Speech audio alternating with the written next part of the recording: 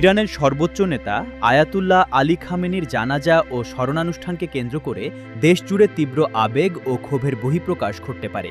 একই সঙ্গে যুক্তরাষ্ট্র ও ইসরায়েলের বিরুদ্ধে প্রতিশোধের দাবিও জোরালো হওয়ার আশঙ্কা রয়েছে বলে মন্তব্য করেছেন তেহরানের centre for middle east strategic স্টাডিজের সিনিয়র রিসার্চ ফেলো আব্বাস আসলানি।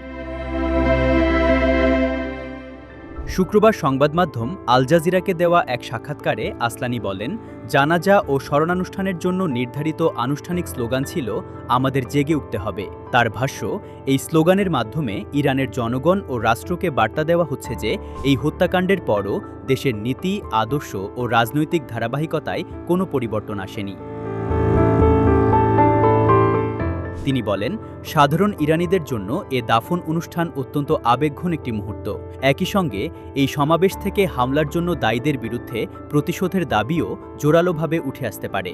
আসলানির মতে, বাহ্যিক ও আন্তর্জাতিক চাপ মোকাবিলায় খামেনি ছিলেন ইরানের অন্যতম প্রধান নেতৃত্ব। দেশের প্রতিরক্ষা সক্ষমতা ও প্রতিরোধ ব্যবস্থা গড়ে তোলার ক্ষেত্রে তার ভূমিকা দীর্ঘদিন স্মরণীয় হয়ে থাকবে। এদিকে ইরানের সশস্ত্র বাহিনীর প্রধান আমির হাতামিও খামেনির হত্যার প্রতিশোধ নেওয়ার অঙ্গীকার করেছেন।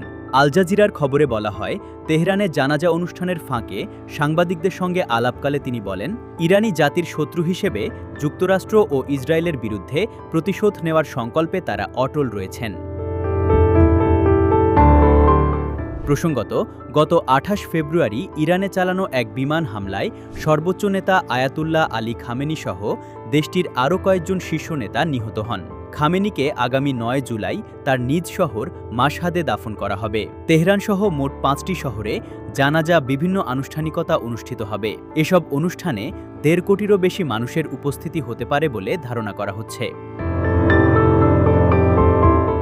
শুক্রবার শুরু হওয়া এই শোকানুষ্ঠানে শতাধিক দেশের প্রতিনিধিদের অংশগ্রহণের কথা জানিয়েছে ইরানের রাষ্ট্রীয় সম্প্রচার মাধ্যম IRIB।